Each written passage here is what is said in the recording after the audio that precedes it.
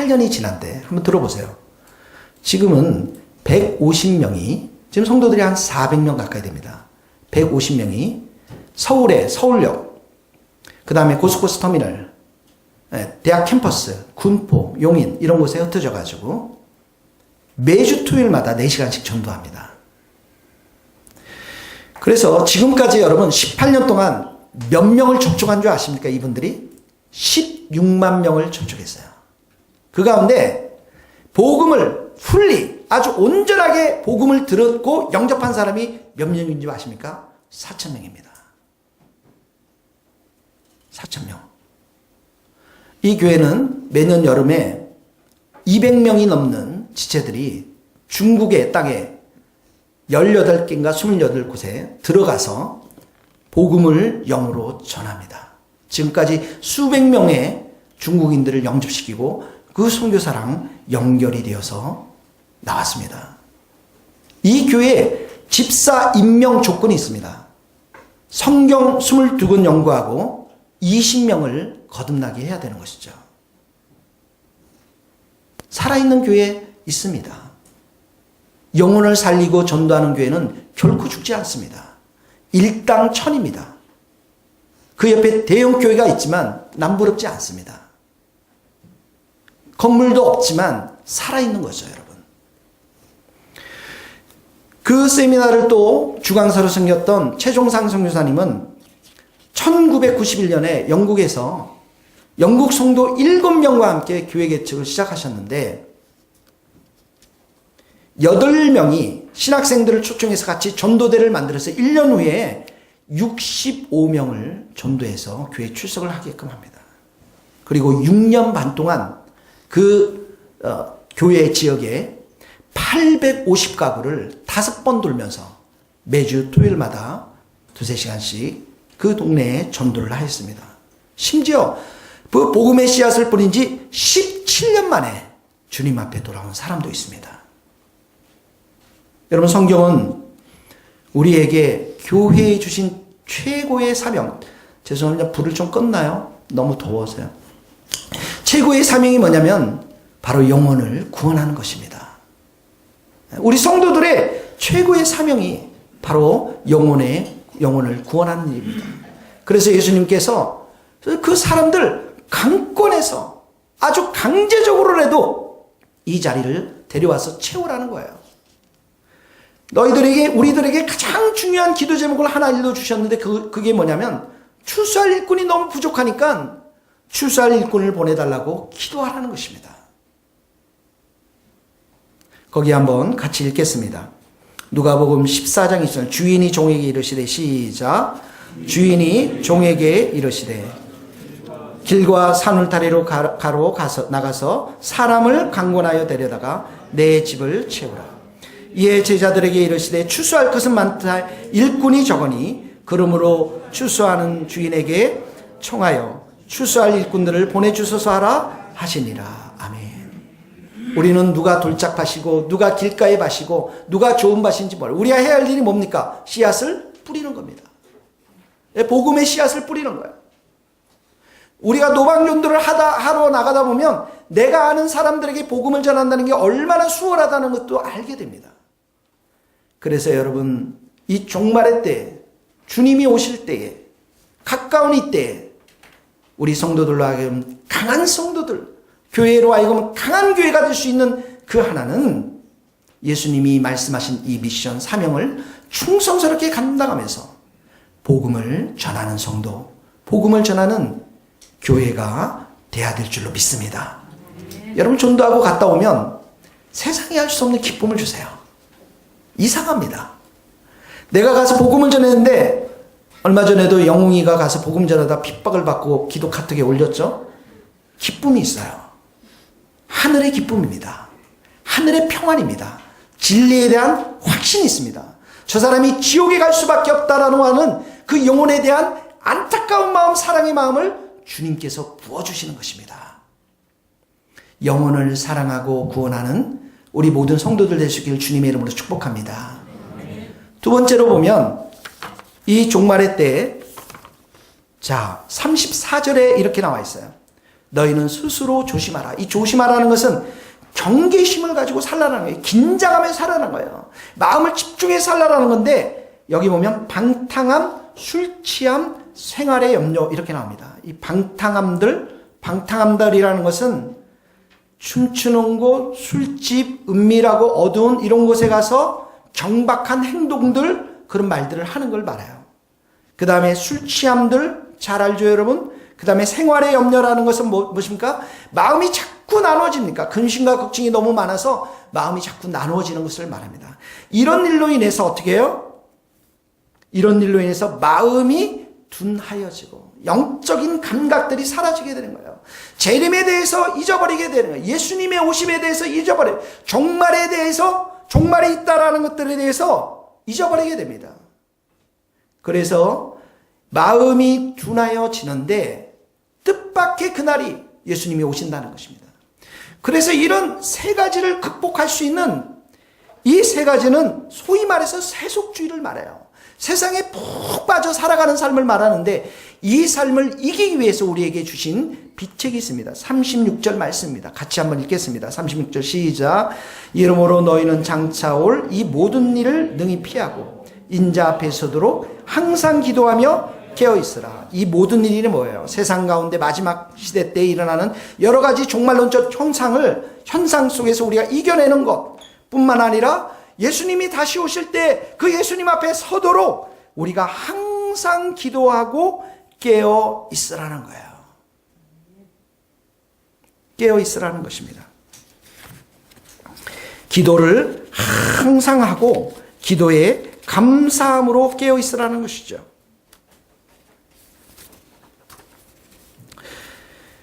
여러분, 우리가 지금 이 세상 가운데서 이겨낼 힘이 없습니다. 우리 자신에게는 없어요. 지금 아이들도 인터넷과 스마트폰과 온갖 모든 일에 다 노출되어 있습니다. 세상 가운데 노출되어 있습니다. 이겨낼 힘이 없습니다. 이 세상이 얼마나 강하고 얼마나 예전보다도 훨씬 더 강하게 우리를 유혹하고 끌어당기는지 모릅니다. 그 세상 가운데 이길 힘이 뭐라고요? 항상 기도하는 거예요. 그래서 성경에서는 이 말씀이 바울은 어떻게 하냐면 술 취하지 말라. 이는 방탕한 것이 너희는 오직 성령의 충만함을 받으라. 자, 여기 보세요. 방탕함이 있고 술 취함이 있고 생활의 염려가 있는데 예수님이 말씀하신 게 기도예요. 항상 기도해요. 바울도 술 취함이 있습니다. 방탕함이 있습니다. 이걸 이겨낼 수 있는 게 뭐예요? 성령의 충만함이라는 것입니다. 기도와 성령의 충만함은 함께 가는 것입니다. 거기 한번 읽겠습니다. 술 취하지 말라. 에베소 시작. 술 취하지 말라. 이는 방탕한 것이니 오직 성령으로 충만함이라. 예수님이 이렇게 말씀하세요. 내가 떠나면 너희들에게 유익할 텐데 왜 그러면 보혜사 성령을 너희들에게 보내주시기 때문에 그렇다라는 거죠. 우리 신약 가운데 가장 큰 축복 중에 두 가지가 있는데 하나는 뭐냐면 예수님이 십자가 사건입니다. 보혈의 사건이에요. 우리를 깨끗게 한 사건입니다. 우리를 정결하게 하고 우리를 의인으로 만들어 주셨어요. 뿐만 아니라 우리에게 성령님을 주셨습니다. 그래서 구약에서는 성령이 특별한 사람에게 임했다가 다윗과 같은 사울 같은 사람이 임했다가 삼손에게 임했다가 성령이 떠나버려요. 근데 신약은 이 성령이 모든 사람들에게 임할 뿐만 아니라 성령을 풍성히 부어주십니다. 거기 한번 읽겠습니다. 사도행전 2장 17절 하나님이 시작. 하나님이 말씀하시기를 말세 내가 내 영을 모든 육체에 부어주리니 너희 자녀들은 예언할 것이요 너희의 젊은이는 환상을 보고 너희 늙은이는 꿈을 것이다. 내 영을 모든 육체라고 그랬어요. 모든 믿는 자들에 주시고 그리고 어떻게 했습니까? 부어준다는 말, 풍성히 부어준다라는 거예요. 그래서 우리 자녀들이 예언합니다. 하나님의 말씀을 선포하는 자들이 돼요. 할렐루야. 원석이 기대하겠습니다. 하민이 지민이 다 예언, 하나님의 말씀을 선포하는 자들이 됩니다. 그리고 우리 젊은이들은 어떻게 해요? 환상을 봅니다. 그리고 우리 늙은 사람들은 어떻게 해요? 꿈을 꿉니다. 꿈을 꾼 사람들은 나이가 상당히 됐다라고 생각하시면 돼요. 하나님이 이 성령을 우리 가운데 부어주셔서 그래서 중생의 역사가 있게 합니다. 구원받게 하세요. 여러분, 구원이라는 것 여러분 스스로 된 게 없습니다. 성령께서 역사해 주셔야만 되는 거예요. 구원이 성령의 역사심으로 일어나면 그 안에 성령께서 내주하면서 우리를 어떻게 하며 날마다 새롭게 하세요. 날마다 강건하게 하세요. 날마다 하나님의 말씀 앞에 순종하도록 힘과 능력과 은혜를 우리들 가운데 풍성히 부어주셔서 우리를 새롭게 하는 것입니다. 따라해서 성령의 큰 불을 주셔서, 성령의 큰 불을 주셔서, 성령이 우리 가운데 임해서, 불로 임해서, 불은 두 가지 의미입니다. 더럽고 약하고 그 모든 것들을 다 태워버려요. 그리고 그 불은 어떻게 해요? 우리의 믿음을 정금처럼 하게 되는 거죠. 성령께서 우리 가운데 임하면 그런 놀라운 역사가 우리들 가운데 있게 되어서 그 성령을 우리 가운데 풍성히 부어주면서 매일매일 우리가 새로워지는 것입니다. 새로운 하나님의 백성들이 될 수 있기를 주님의 이름으로 축복합니다. 거기에 디도서 3장 5절 같이 읽겠습니다. 시작. 우리를 구원하시되 우리가 행한 바 의로운 행위로 말미암지 아니하고 오직 그의 긍휼하심을 따라 중생의 씻음과 성령의 새롭게 하심으로 하셨나니 우리 구주 예수 그리스도로 말미암아 우리에게 그 성령을 풍성히 부어줘서 풍성히 부어주셔서 중생의 씻음 구원으로 우리가 새롭게 태어나고 날마다 삶 속에서 우리를 풍성하게 우리를 새롭게 하시는 분이 바로 성령님이십니다. 그러므로 우리의 인생 가운데 개인에게 이 교회에게 가장 최고의 축복이 무엇이냐면 성령이시라. 성령. 네. 기도하는 자에게 성령을 주십니다. 그래서 성령을 풍성히 부어주셔서 그 성령님과 내가 매일 동행하면서 여러분 말씀을 듣고 기도하고 성령의 음성을 듣고 살아가는 사람들이 성도들입니다. 다시 한번 얘기하겠습니다. 말씀을 듣고 기도하고 매일매일 성령의 음성을 듣고 내가 이 일을 할 건가 말할 건가? 내가 이 사람을 만날 건가 안 만날 건가? 이 모든 우리 인생의 인도자가 되시는 성령님과 동행하는 자들이 성도들입니다. 거기 한번 누가복음 11장 9절 같이 구하라 시작.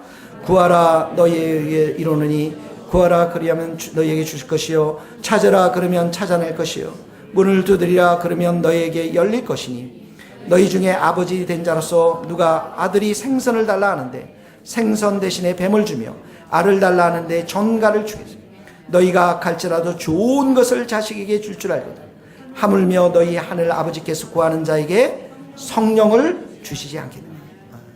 성령을 주세요. 그래서 여러분 구약의 성도와 신약 성도 가운데 가장 차이점은 성령께서 우리 가운데 오셔서 우리로 하여금 우리의 삶을 인도해 주시고 힘 주시고 새롭게 하시는 은혜의 역사가 우리들에게 주어졌다라는 것이죠.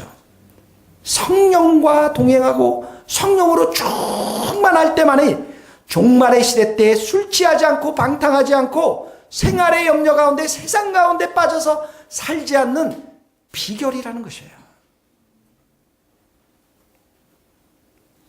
그래서 여러분 성령은 개인의 가운데서도 역사하지만 이 공동체의 교회 가운데 역사해 주셔서 우리로 하여금 하나 되게 하시고 우리로 하여금 하나님 나라의 꿈을 갖게 하시고 우리로 하여금 우리의 연약하고 부족한 것을 이 성령의 공동체 교회 공동체한테 함께 나눔으로 인해서 우리의 삶이 변화되는 것입니다.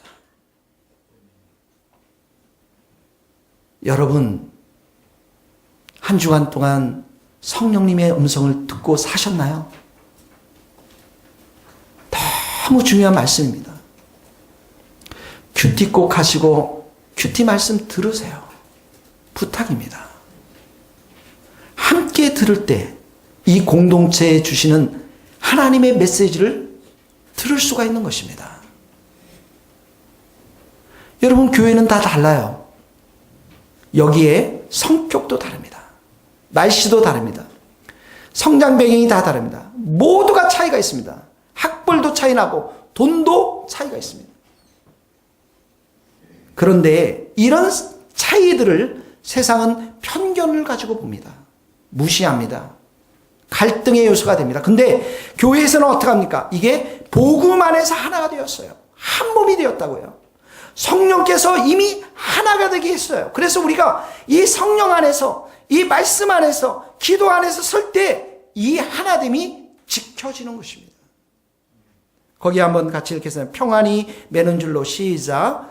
평안이 매는 줄로 성령이 하나 되게 하신 것을 힘써 지키라.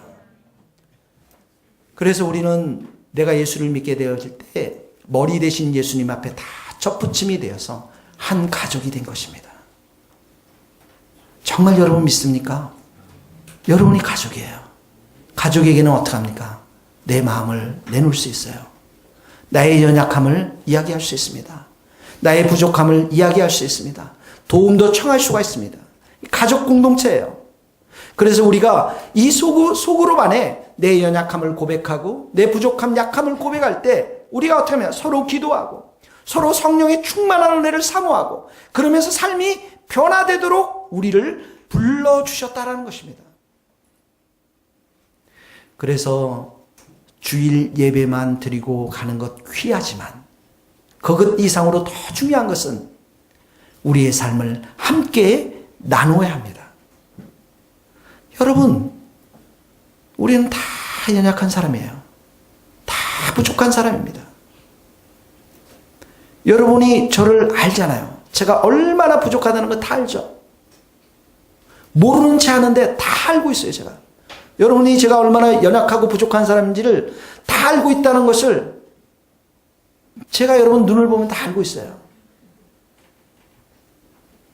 여러분, 우리 티끌 같은 존재들이에요. 다 약함이 있고 부족함이 있어요. 싫은 것이 있습니다. 그래서 그런 것들이 부딪힐 때마다 어떻게 해요? 교회 나오고 싶지 않아요. 스몰 그룹 하고 싶지 않아요. 그런데 어떡합니까? 와야 합니다.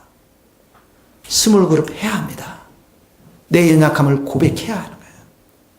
그 고백과 그 인정함 속에서 함께 기도하고 함께 울고 함께 웃을 때 성령님은 우리 가운데 살아 역사해 주시고 하나됨을 보여주시고 그 가운데 사랑의 풍성한 은혜를 부어주셔서 세상 가운데서 여러분들을 빛들로 세우실 뿐만 아니라 이 교회를 세상 가운데 빛들로 세워주시는 것입니다. 그러므로 우리를 새롭게 변화되는 곳이 어디냐면 교회인 것입니다. 교회를 떠나서는 여러분들이 아무런 곳에서 변화될 수가 없어요. 힘듭니다. 이 교회 안에서 성령의 충만한 은혜로 인해서 우리의 생각이 바뀌고 마음이 바뀌고 삶이 바뀌고 언어가 바뀌고 우리의 중심이 바뀌는 곳이 바로 이 교회인 것입니다. 여러분, 저도 여러분 한때 교수였습니다. 여러분들이 저를 만날 때 굉장히 어려워하는 지체 높은 교수였습니다. 굉장히 여러분들은 저를 아주 재미있게 생각하고 가까이 했지만 한때는 학생들이 저를 가까이 하지 못하는 채찍과 정갈로 다스렸던 교수였습니다. 그때 돈도 많이 벌었습니다.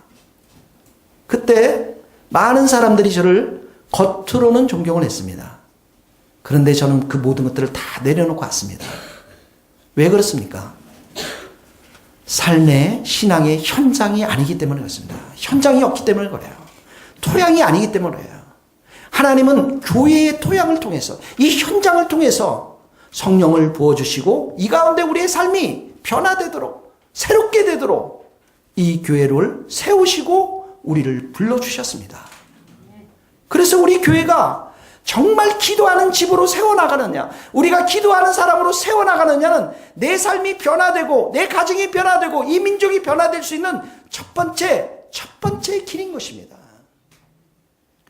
그래서 이 교회의 기도를 통해서 우리가 온전히 변화되어지고 이 교회가 변화되어지면서 내 자신이 깨뜨려지면서 내 자아가 죽으면서 하나님의 역사심들을 우리는 경험할 수가 있게 되는 것입니다. 여러분들이 이 교회에 왔을 때 그런 생각 많이 했죠. 저 사람 저런 게 변화되면 좋을 텐데, 저 친구는 저런 게 변화되어야 할 텐데, 남의 것들이 많이 보이기 시작했지만 시간이 지날수록 어떡합니까? 내가 변화돼야 되고, 내가 죽어야 되고, 내가 새롭게 돼야 되고, 내게 더 많은 풍성한 은혜가, 성령의 역사심이 있어야 되는 것들을 여러분들 깨닫게 될 것입니다. 이것이 바로 교회인 것입니다. 하나님은 이 교회를 통해서 오늘도 역사하시고 이 공동체를 통해서 역사해 주시고 새로운 일을 행하여 주실 줄 믿습니다. 기도하시겠습니다. 찬송을 먼저 부르겠습니다.